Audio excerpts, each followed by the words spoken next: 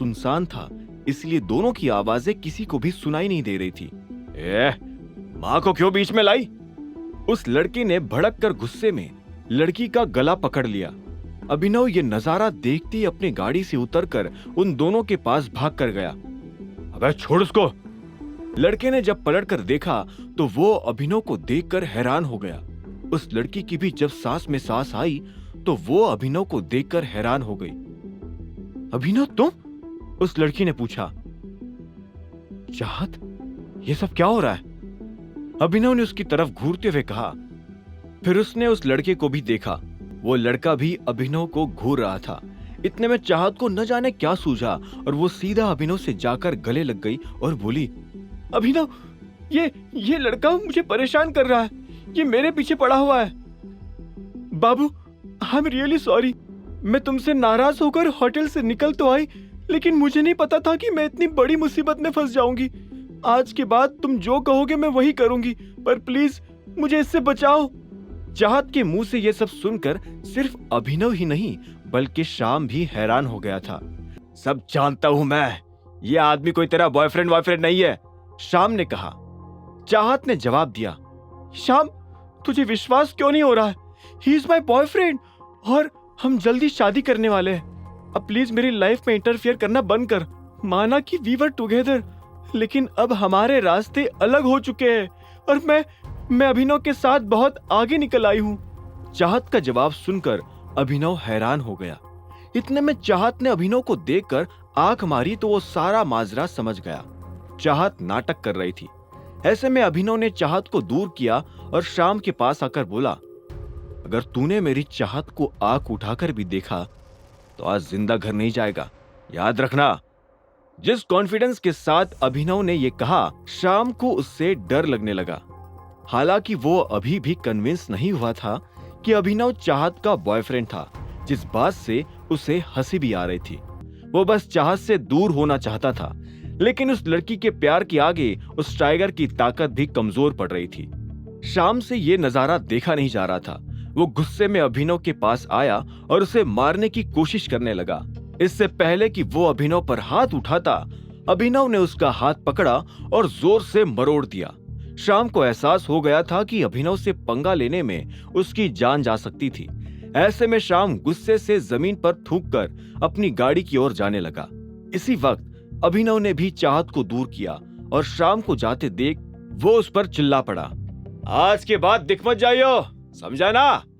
Accelerator को जोर से दबाकर शाम वहां से गायब हो चुका था। उसकी गाड़ी के वहां से जाते ही उस सुनसान जगह पर सन्नाटा फिर से छा गया और इसी सन्नाटे के बीच दो लोग शर्म के मारे कुछ बोल भी नहीं पा रहे थे। कुछ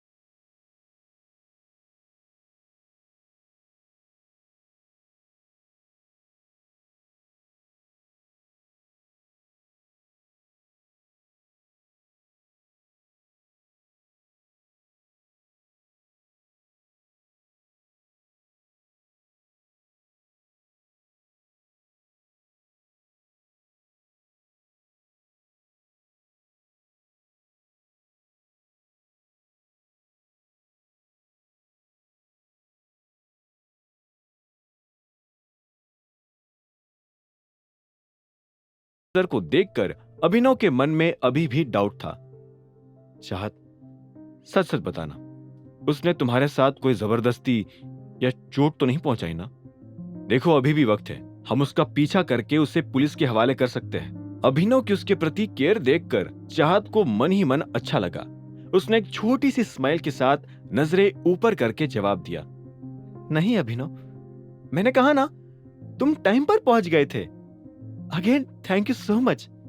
उसका कंफर्मेशन सुनकर अभिनव भी एक फीकी स्माइल देकर गाड़ी में बैठ गया।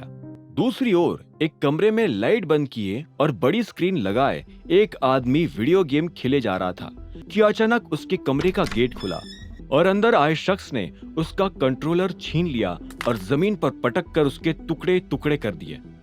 डैड, क्या प्रॉब्लम है आपको? तू है जो यहाँ जानवरों की तरफ पड़ा हुआ है और एक तरफ तेरी ही उम्र का वो टाइगर है जो तेरे जैसे जानवरों पर राज करने को तैयार है। उस आदमी ने लड़के का टी शर्ट जकड़ते हुए कहा, टाइगर? हाँ टाइगर, लौट आया है वो, और इस बार ये अफवाह नहीं है। टाइगर के लौट आ जाने की बात सुनते ही उस लड़के के पैरों तले जमीन खिसक गई। वही उसके पिता दिग्पाल छिंगावत अपने बेटे की ओर देखकर उससे सारी उम्मीदें छोड़ते जा रहे थे। आगे की कहानी जानने के लिए देखें अगला एपिसोड सिर्फ पॉकेट एफएम के यूट्यूब चैनल पर, और द रिटर्न ऑफ टाइगर के सारे एपिसोड्स को सुनने के लिए डिस्क्रिप्शन में दी लिंक से डाउनलोड करें पॉकेट एफएम ऐप।